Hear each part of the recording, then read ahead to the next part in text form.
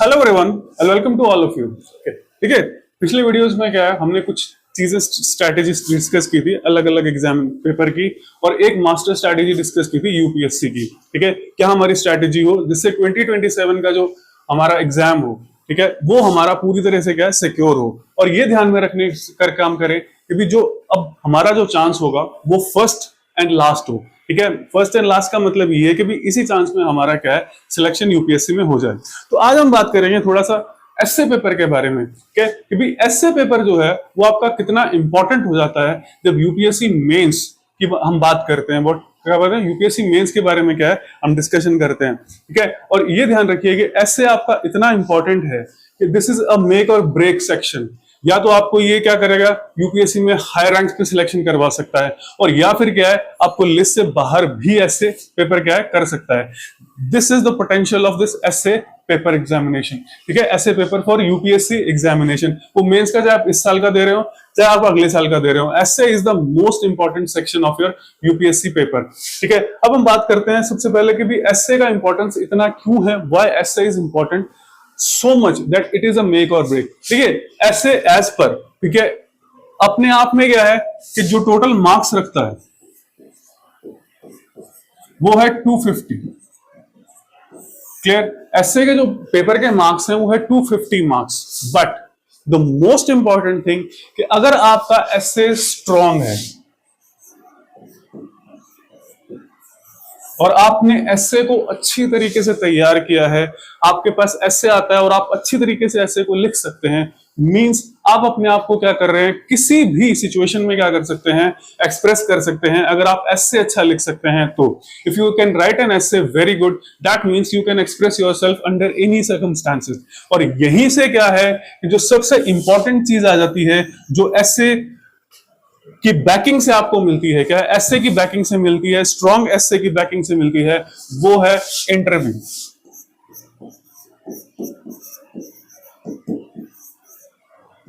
ध्यान रखिए 275 मार्क्स हैं इंटरव्यू के आपके। ठीक है, और अगर आपका एसए स्ट्रांग है, अगर आपने एसए को अच्छी तरह से प्रिपेयर किया है, ठीक है, और एसए को आप अच्छी तरीके से लिख सकते हैं और लिखने की कैपेसिटी रखते हैं टॉप 10% या टॉप 5% के अंदर, तो आप ध्यान रखिएगा this will fetch you 200 plus marks. ठीक है, क्योंकि इंटरव्यू में सबसे मेन जो चीज होती है वो होता है कॉन्फिडेंस। क्या होता है कॉन्फिडेंस, और कॉन्फिडेंस से ही जो आपके अंदर क्या है प्रॉम्प्टनेस आती है, क्या एकदम से आप क्या कर सकते हैं, आंसर दे सकते हैं। तो प्रॉम्प्टनेस जो आएगी वो कॉन्फिडेंस से आएगी, और कॉन्फिडेंस आपको कौन क्रिएट करके देगा, एसए पेपर क्रिएट करके देगा। आप ये मत सोचिएगा कि आपके ऑप्शनल और बाकी पेपर से आपको वो कॉन्फिडेंस इंटरव्यू के लिए मिलेगा जो एसए से नहीं मिलेगा। एसए इज मोर इंपॉर्टेंट, और एसए से ही आपको ये कॉन्फिडेंस आएगा। और अगर आपका एसए अच्छा है तो आप इंटरव्यू को बहुत इजीली क्या कर लेंगे, फेस कर पाएंगे। और आपने देखा होगा कि जो टॉपर्स हैं उनके क्या है कि 200 प्लस मार्क्स हैं, और कुछ कंडीशंस ऐसी भी आपको मिलेंगी, ठीक है, जहां पर क्या है कि टॉपर्स के मेंस में तो क्या है मार्क्स कम है, क्या है बाकियों से क्या है मार्क्स कम है, पर इंटरव्यू की वजह से क्या है they are in first 50 ranks. वो इंटरव्यू की ही वजह से क्या है कि फर्स्ट 50 रैंक्स के अंदर आ जाते हैं, और वो इसीलिए आते हैं क्योंकि उनके पास में एसए क्या होता है काफी ज्यादा स्ट्रांग होता है। बाकी चाहे जीएस उनके थोड़े वीक हो या ऑप्शनल वीक हो, बट एसए बहुत ज्यादा क्या हो जाता है, स्ट्रांग हो जाता है। तो हम इसी एसए के बारे में क्या है डिस्कस करते हैं कि भी एसए आपको करना कैसे है और आपकी अप्रोच क्या होनी चाहिए एसए के लिए। ठीक है, अब आप सबसे बड़ी चीज ध्यान रखिएगा कि एसए जो है वो एक क्या है, लॉन्ग जर्नी है।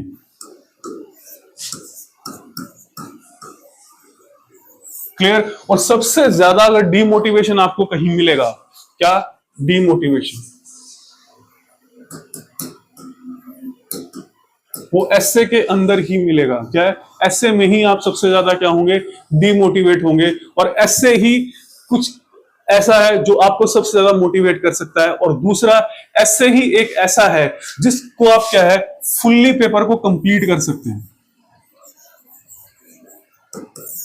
क्लियर, एसए ही ऐसा एक पेपर है जिसको आप फुल्ली क्या कर सकते हैं, कंप्लीट कर सकते हैं, क्योंकि एसए के अंदर जो डिमांड होती है वो आपकी होती है लगभग 2500 वर्ड्स की मैक्सिमम। ठीक है। और अगर आप कोई भी ऑप्शनल देख लें, ठीक है, ऑप्शनल देख लें या जीएस पेपर देख लें, तो वहां पर डिमांड जो होगी वो आपकी करीबन 5000 वर्ड्स के आसपास, 4000 टू 5000 वर्ड्स के आसपास क्या होती है, आपकी डिमांड होती है। उतने वर्ड्स क्या करने पड़ते हैं, आपको लिखने पड़ते हैं। तो यहाँ पर सबसे बड़ा पॉइंट आपके पास में ये आ जाता है कि एस्से के अंदर आपको 1200 टू 1500 वर्ड्स की डिमांड करती है UPSC. UPSC demands 1200 to 1500 words, लेकिन इसका मतलब ये नहीं है कि आपको 1200 वर्ड्स ही लिखने हैं। अगर आपका एस्से अच्छा है तो 900 टू अगर 1000 वर्ड्स आपने लिखे हैं तो भी वो क्या है, ज्यादा मार्क्स प्रोवाइड करेगा आपको। इवन किसी ने अगर 1300 वर्ड्स का एस्से लिखा है, क्योंकि यूपीएससी साफ क्लियर कट मेंशन करती है what they want is expression. ठीक है, आप टॉपिक से क्या है, कोहेरेंट हैं, टॉपिक से रिलेट करके आपने सारी चीजें लिखी है और एक सिस्टमैटिक वे में क्या है आपने एस्से को लिखा है। जितनी भी चीजें आपने एस्से में मेंशन की है वो सारी की सारी क्या है, इंपॉर्टेंट है, इजी है और उस एस्से से क्या करती हैं, रिलेट करती हैं। तो आज हम बात कर लेते हैं एस्से के कुछ मेन पॉइंट्स के बारे में। ठीक है, और एक चीज का ध्यान रखिएगा कि एस्से एक ऐसा सेक्शन है जो आप, जिसकी स्ट्रैटेजी आप एक दिन में नहीं बना सकते। ये स्ट्रैटेजी क्या है, धीरे धीरे क्या है आपकी बनती जाती है। तो जैसे जैसे डिफरेंट ऐसे टॉपिक्स आपके सामने आ जाते हैं, आते जाते हैं, जैसे मान लीजिए कोई फिलोसॉफिकल आ गया, ठीक है, फिलोसॉफिकल आ गया, ठीक है, तो उसके लिए आपकी थोड़ी सी स्ट्रैटेजी डिफरेंट होती है। कोई डायरेक्ट एस्से आ गया, उसके लिए डिफरेंट होती है। ठीक है, कोई मोस्टली केसेस में मान लीजिए वेग एस्से आ गया, ठीक है, आपको लगेगा कि ये ऐसे तो बन ही नहीं सकता, क्या है, आपको लगेगा कि ऐसे तो क्या बन ही नहीं सकता, but that is the most important essay. अगर आपने उसको हैंडल किया तो आपके मार्क्स क्या है, बाकी उससे ज्यादा आएंगे। मींस आप एस्से में इजीली, अगर आप अच्छा एस्से लिखते हैं तो 60 टू 70 मार्क्स आप एक्स्ट्रा ला सकते हैं एवरेज स्टूडेंट से। क्या है, 60 टू 70 मार्क्स आप एक्स्ट्रा ला सकते हैं एक एवरेज स्टूडेंट से। ठीक है, तो एक तो हमने बात की कि एस्से का इंपॉर्टेंस क्या है, व्हाट इज द इंपॉर्टेंस। तो अभी हम बात करते हैं कि एस्से है, ठीक है। अब देखिए, चाहे आप जीएस का पेपर लिख रहे हो, चाहे आप एस्से पेपर लिख रहे हो, ठीक है, तो हर आंसर का क्या है कि एक स्पेसिफिक स्ट्रक्चर होता है। उस स्ट्रक्चर से क्या है आपको आंसर करना है, ठीक है, एक स्पेसिफिक स्ट्रक्चर मिलेगा आपको, उस स्ट्रक्चर का के अकॉर्डिंग क्या होता है आपको आंसर करना होता है। That is important. तो ऐसे में भी है, जरूरी है कि अभी उसी स्ट्रक्चर के अकॉर्डिंग क्या है आप आंसर करेंगे। ठीक है, अब देखिए, सबसे इंपॉर्टेंट चीज जो होती है जब भी आप जीएस का एस्से लिखते हैं तो उसमें 3 चीजें होती है आपके आंसर के अंदर। First, introduction, second, body, and the third is conclusion. ठीक है, इसको हमने अलग लिखा है सेपरेटली और इनको दोनों को क्या ऑलमोस्ट एक साथ लिखा है। इसका कारण क्या है, इसका कारण क्या है, देखिए, जब भी आप एस्से लिख रहे हैं, हम अभी एस्से की बात कर रहे हैं, हम उसकी क्या है जीएस पेपर की बात नहीं कर रहे, we are talking about essay paper. तो जब भी आप एस्से पेपर लिखेंगे, ठीक है, तो एस्से पेपर लिखने के लिए सबसे पहले तो आपको एक काम करना है। What you have to do, you have to read the topic very carefully. कोई भी टॉपिक है उसको बहुत ही क्या है केयरफुली आपको रीड करना है। क्या करना है, केयरफुली रीड करना है 2, 3, 4, 5 बार। जब तक आपको उस चीज की पूरी ग्रास्पिंग नहीं हो जाती है तब तक आपको उसको क्या करना है, रीड करना है। You have to read the essay. ठीक है, अब एस्से टॉपिक को रीड करना है और ये देखना है कि उसमें की वर्ड्स कौन से हैं। ठीक है, की वर्ड्स कौन से हैं, ठीक है, और पैरामाउंट की वर्ड कौन सा है, अगर है तो, इन केस है तो, मींस जो मोस्ट इंपॉर्टेंट कीवर्ड है। क्लियर, मोस्ट इंपॉर्टेंट कीवर्ड जो है वो कौन सा है। मोस्ट इंपॉर्टेंट कीवर्ड का मतलब ये होता है, देखिए कई सारे कीवर्ड्स होते हैं, कई बार क्या होता है कि सारे के सारे कीवर्ड्स इंपॉर्टेंट होते हैं, कई बार क्या होते हैं दो, सिर्फ एक कीवर्ड क्या होता है इंपॉर्टेंट होता है। तो वो जो मोस्ट इंपॉर्टेंट कीवर्ड होता है उसका मतलब ये होता है कि अगर आप उसको एस्से में से निकाल दें, हटा दें, तो वो एस्से क्या हो जाता है, फ्यूटाइल हो जाता है, एस्से रहता ही नहीं है। ठीक है, एस्से का सारा मतलब ही क्या हो जाता है, खत्म हो जाता है। तो दैट इज मोस्ट इंपॉर्टेंट। तो आपको सबसे पहले यह ध्यान रखना है कि एस्से के कीवर्ड्स क्या हैं, what are the keywords of the essay. अब उन कीवर्ड्स पर ही क्या है आपका पूरा का पूरा एस्से क्या होगा, डिपेंड करेगा। क्या करेगा? आपका पूरा का पूरा एसे क्या करेगा? डिपेंड करेगा, और उसी के अकॉर्डिंग आप सारा का सारा क्या करेंगे? एसे लिखेंगे। ठीक है, अब हम बात कर लेते हैं फिर से कि हमने दो चीजों को एक साथ लिखा था, एक इंट्रो, एक कंक्लूजन। क्लियर? ठीक है, अब इसमें सबसे इंपॉर्टेंट जो चीज होती है, कोई भी ऐसे अगर आप लिख रहे हैं, उसमें जो सबसे इंपॉर्टेंट चीज जो होती है वो होता है आपका इंट्रो। ठीक है, वहीं से क्या है, आप एग्जामिनर को एक डायरेक्शन दे देते हैं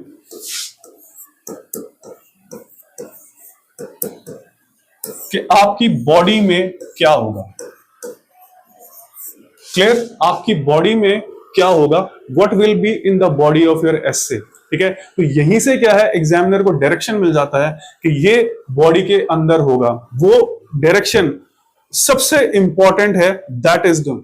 अब यहां पर एक चीज इंपॉर्टेंट ये आती है कि अगर यहां डायरेक्शन आपने कुछ और दे रखा है, मान लीजिए यहां पे आप कुछ लिख रहे हैं, ठीक है, आपने अपनी तरफ से क्या है कि एक आइडिया लिखा, एक्स आइडिया या कोई भी आइडिया, और बॉडी के अंदर क्या करते हैं, जब आप बॉडी तक पहुंचते हैं, ठीक है, तो आपको ऐसे लगता है कि नहीं, इसके अलावा भी कुछ चीजें क्या है बॉडी में आ सकती थी। मींस आपने क्या किया, यहां पर कुछ लिखा, ठीक है, और उसके कॉन्ट्ररी क्या कर दिया, बॉडी में लिख दिया। क्या कर दिया? कॉन्ट्ररी बॉडी में लिख दिया। तो आपका क्या हो जाएगा, इंपैक्ट नेगेटिव पड़ेगा एग्जामिनर के ऊपर। ये आप ध्यान रखिए। ठीक है, मींस आपको बॉडी में वही चीज लिखनी है जो आप इंट्रो में दे रहे हैं, उसी चीज को आपको बॉडी में डिफरेंट डिफरेंट डायमेंशंस में क्या करना है, एक्सपैंड करना है। You have to expand this in different different dimensions. ठीक है, ये एक जरूरी चीज है कि अपने कीवर्ड को, यहां पे जो भी कीवर्ड आपको मिला था एस्से में,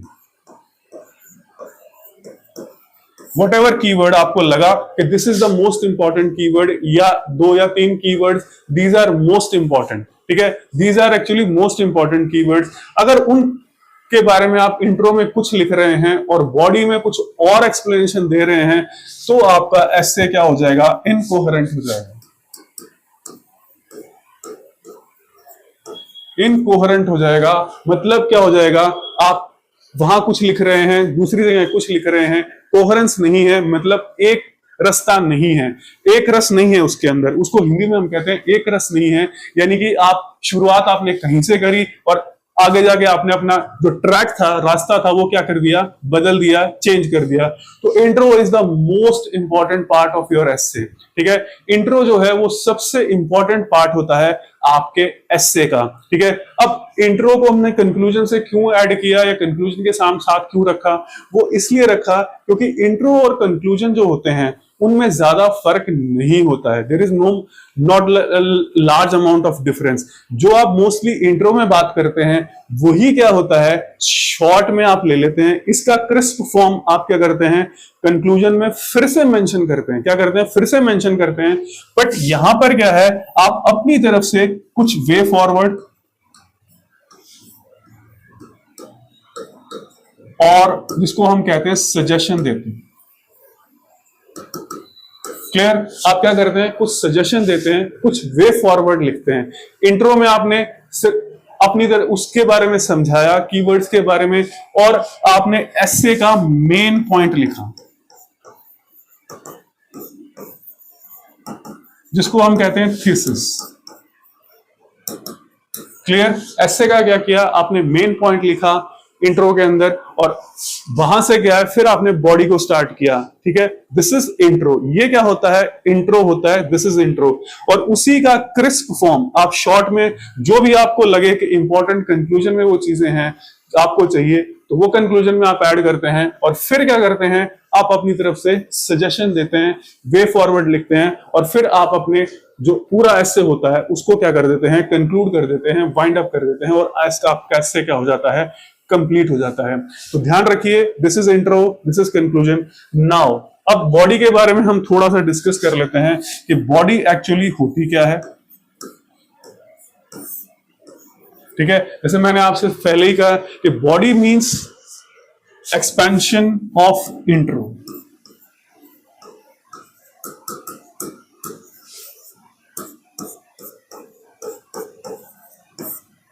ठीक है, इंट्रो में जो आपने मेंशन किया है उसी को क्या करते हैं आप एक्सपैंड करते हैं, एक्सपेंशन करते हैं। ठीक है, here you add dimensions.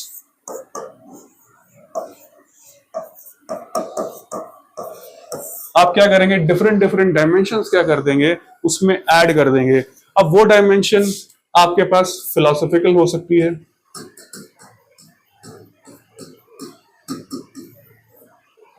Clear, वो डायमेंशन आपके पास गवर्नेंस बेस्ड हो सकती है। ठीक है, वो डायमेंशंस आपके पास सोशल हो सकती है। ठीक है, वो डायमेंशंस आपके पास साइंस एंड टेक से हो सकती है। क्लियर है, वो डायमेंशंस आपके पास में किसी भी चीज से हो सकती है, वो इकोनॉमी से हो सकती है। ठीक है, वो कंटेम्पररी हो सकती है।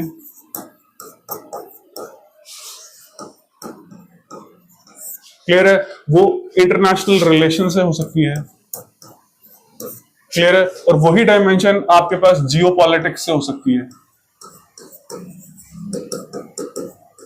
ठीक है, वही डायमेंशन आपके पास क्या हो सकती है, जियो पॉलिटिक्स से हो सकती है। But keep in mind the dimensions have to relate to your introduction. जो इंट्रोडक्शन में आपने मेंशन किया है उसी से रिलेटेड आप क्या करेंगे, डायमेंशंस लिखेंगे। क्या करेंगे, डायमेंशंस लिखेंगे। ठीक है, तो वो आपके पास में क्या हो जाती है, ये होती है, आपने उसको क्या कर दिया, एक्सपैंड कर दिया, आपने एक्सपैंड करना शुरू किया। ठीक है, अब हम बात कर लेते हैं कि हमारे पास क्या है, 1200 वर्ड्स हैं फॉर इंस्टेंस, हम मान लेते हैं। ठीक है, तो क्वेश्चन ये उठता है कि इंट्रो में कितने वर्ड्स लिखें, बॉडी में कितना लिखें और कंक्लूजन में कितना लिखें। ठीक है, इंट्रो में कितने वर्ड्स हों, बॉडी में कितने हों और कंक्लूजन में क्या हो, कितने वर्ड्स हों। ठीक है, तो यहां ध्यान रखिए, मोटे तौर पे ये आपके राइटिंग स्किल्स पर आता है। ठीक है, आप किस तरह से आप राइट करते हैं, लिखते किस तरह से हैं, आपकी अप्रोच क्या है, उस तरह से ये चीजें आती हैं। और जैसे मैंने पहले ही कहा, this is not a one day, ठीक, या एक वीक या एक महीने का, this is a long journey. जब तक आपका अगला मेंस नहीं होता तब तक ये जर्नी आपकी चलती रहेगी। ठीक है, और उसके बाद भी अब जब आप इंटरव्यू देने जाएंगे तो तब तक आपकी जर्नी क्या है, ये मूव करती रहेगी। तो यहां पर ध्यान रखिए कि मोटे तौर पे आप एक चीज लगाइए कि 10 to 15% आप इंट्रो को दे दीजिए, दिस वर्ड लिमिट का। ठीक है, इस वर्ड लिमिट का 10 to 15% आप इंट्रो को दे दीजिए, इसको 70 to 80% दे दीजिए, एंड फिर again 10 to 15%। This is we can say क्या, एक मास्टर क्या कह लें, एक स्टार कह लें, एक इंपॉर्टेंट कह लें, या एक स्टैंडर्ड कह लें। क्लियर, ये क्या कह लें, स्टैंडर्ड कह लें। क्यों, क्योंकि 10 to 15% आपको जरूरी है इंट्रो में ये बताने के लिए कि क्या आप बॉडी में क्या लिखने वाले हैं, what will be your body. आप डायरेक्ट कर रहे हैं उसे बॉडी में लिखने कि बॉडी में क्या लिखें। फिर बॉडी के बाद आपने जितना भी डिस्कशन किया है वो क्या कर रहे हैं, क्रिस्प फॉर्म में यहां से यहां ला रहे हैं, और उस डिस्कशन के अकॉर्डिंग आप क्या कर रहे हैं, बेस ला रहे हैं यहां पर। ठीक है, और एक वे फॉरवर्ड दे रहे हैं। ठीक है, तो यहां पर क्या है, 70 to 80%। तो 70 to 80% का मतलब ये है हमारे पास में कि हम मान लें कि 1200 में से करीबन 900 वर्ड्स मान लें। ठीक है, तो 900 वर्ड्स का मतलब ये है कि अगर आप एक डायमेंशन एक पैराग्राफ में लिख रहे हैं, ठीक है, एक डायमेंशन को आप एक पैराग्राफ में लिख रहे हैं, और वो पैराग्राफ आपका करीबन 150 to 200 वर्ड्स के अंदर आ रहा है। ठीक है, 150 to 200 वर्ड्स के अंदर अगर आपका वो एक पैराग्राफ आ रहा है, you are writing a paragraph in 150 to 200 words. ठीक है, तो आपके पास में मोटे तौर पे एक एस्से में क्या है, 5 to 7 डायमेंशन हम मान सकते हैं। ठीक है, जरूरी नहीं है आप किसी को 150 वर्ड्स में ही लिख रहे हैं, उसमें क्या है 100 वर्ड्स में भी पैराग्राफ क्या खत्म हो जाता है। तो 5 to 7 डायमेंशंस अगर आप लिख रहे हैं, अगर थोड़ा बड़ा लिख रहे हैं तो आप 5 डायमेंशंस लिख सकते हैं, थोड़ा कम लिख रहे हैं तो आप क्या 7 डायमेंशंस लिख रखे हैं। अब यहां पर ध्यान रखिए, यहां पर नंबर ऑफ डायमेंशंस इंपॉर्टेंट नहीं है।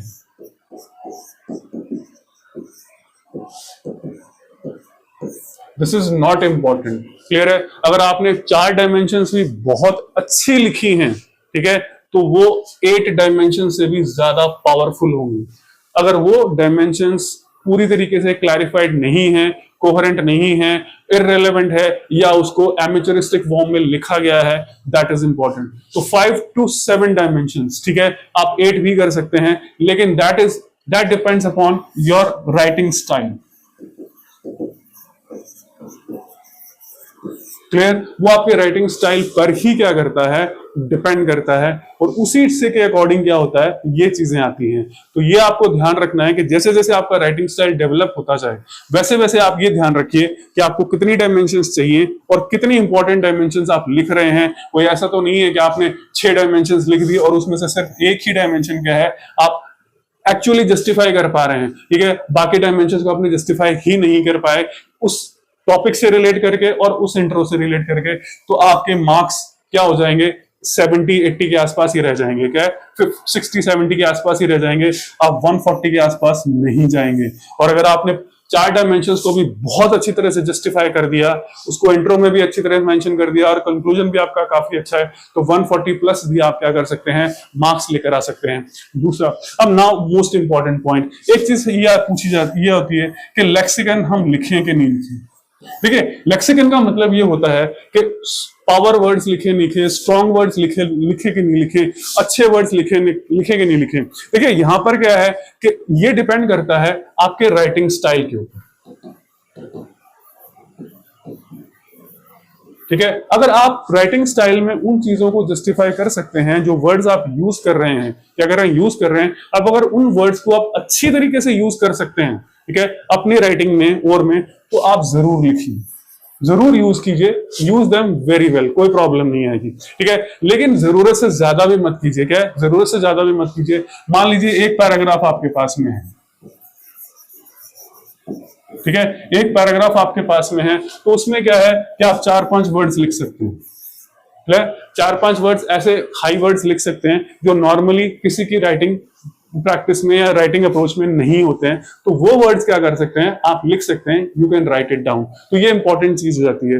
अब अगर आप 15-20 वर्ड ऐसे लिख देंगे जो यूजलेस हो, जो रिलेट ही ना करते हो, तो फिर वो क्या है, आपके लिए काउंटर प्रोडक्टिव हो सकते हैं। That can be counter productive. तो ये था लेक्सिकन के बारे में। ठीक है, अब बात आती है सबसे इंपॉर्टेंट चीज लास्ट में, कि भाई हमारी जो जर्नी हो, हम उसको स्टार्ट कैसे करें, how to start this journey. इस जर्नी को हम शुरू कैसे करें कि भाई हमारा जो सॉलिडिफिकेशन है वो धीरे धीरे होगा और एकदम से नहीं होगा। तो हमने एक होराइजन ले रखा है कि भी अगले साल जुलाई या अगस्त में एग्जाम होंगे। क्या, अगले साल जुलाई या अगस्त में एग्जाम होंगे, तो तब तक हम मेंस के लिए इसको सॉलिडिफाई कैसे करें, क्योंकि लास्ट के 3 महीने मार्च, अप्रैल और मई, ये तो आपको प्रीलिम्स के लिए देने हैं। ठीक है, आप ज्यादा से ज्यादा क्या है, फरवरी एंड तक इसे कर पाएंगे, फिर छोड़ेंगे, फिर उसके बाद। तो यहां पर एक इंपॉर्टेंट चीज होती है कि आप स्टार्टिंग में आपका ध्यान जो होना चाहिए, जब ऐसे लिख रहे हैं, तो इंट्रो एंड कंक्लूजन, आपकी प्रैक्टिस यहां होनी चाहिए। क्या, प्रैक्टिस यहां होनी चाहिए कि भाई आप इंट्रो लिख रहे हैं, पहले इंट्रो की प्रैक्टिस कर रहे हैं, स्टार्टिंग में आपकी प्रैक्टिस हो इंट्रो की। ठीक है, कि भी आप इंट्रो लिखिए, कोई भी ऐसे आपको मिल रहा है, कोई भी टॉपिक आपके दिमाग में आ रहा है, कोई भी चीजें आ रही है, ठीक है, उसके बारे में आप पहले तो क्या कीजिए, ब्रेनस्टॉर्मिंग कीजिए।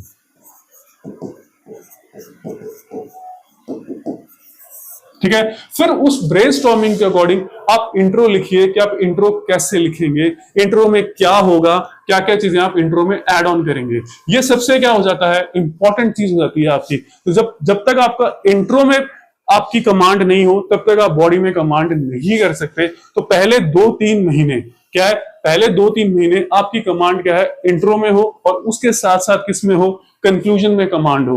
क्या हो, कंक्लूजन में कमांड हो।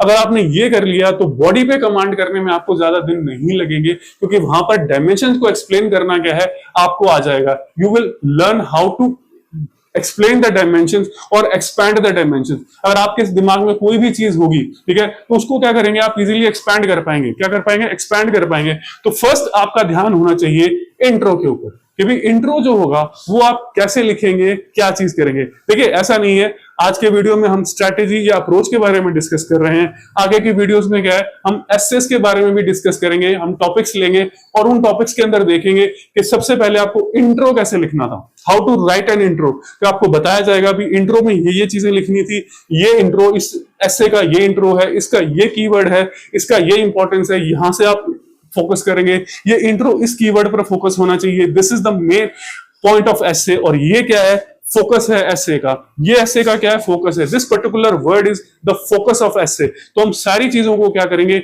ग्रेजुअली क्या करेंगे, डिस्कस करते जाएंगे, because we have planned up to your 2027 examination के प्लानिंग के अकॉर्डिंग क्या है, ये सारी चीजें मूव कर रही हैं। और मैंने जैसे भी स्टार्टिंग में भी कहा था कि भी अप्रैल हम थोड़ा स्लो चलेंगे, मई से क्या है आपकी जो स्पीड होगी वो इंक्रीज करेगी, मई से क्या करेगी आपकी स्पीड इंक्रीज करेगी, ताकि आप उसके लिए क्या है अकस्टम्ड हो जाएं। तो स्टार्टिंग में आपका ध्यान यही होना चाहिए कि आप इंट्रो पर काम करें, क्या करें, इंट्रो पर काम करें। तो इंट्रो पर काम आप कैसे कर सकते हैं, इंट्रो पर काम आप कर सकते हैं।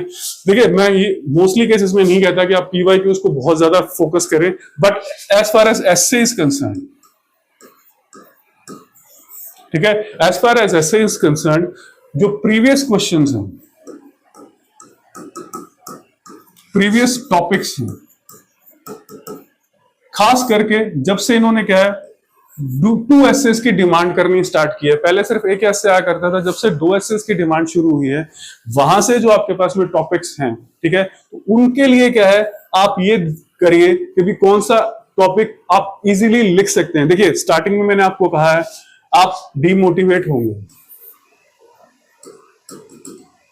लेकिन इसका मतलब ये नहीं है कि आप हार मान जाएं। क्लियर है, डिमोटिवेट हो गए आपसे एक लाइन भी नहीं लिखी जाएगी, 2 लाइन भी नहीं लिखी जाएगी, धीरे धीरे क्या है आप उसको करेंगे। तो ये क्या कर सकते हैं, आप कर सकते हैं कि जो प्रीवियस आंसर्स हैं उनको पढ़ सकते हैं कि भी एसे से रिलेट करके क्या लिखा गया है, तो उसके अकॉर्डिंग क्या कीजिए आप अपनी प्रैक्टिस शुरू कीजिए प्रीवियस पेपर से। क्या प्रीवियस पेपर से क्या है आप प्रैक्टिस शुरू कीजिए और देखिए, पहले लीजिए सिंपल टॉपिक्स, जो सिंपल टॉपिक्स हो बिल्कुल,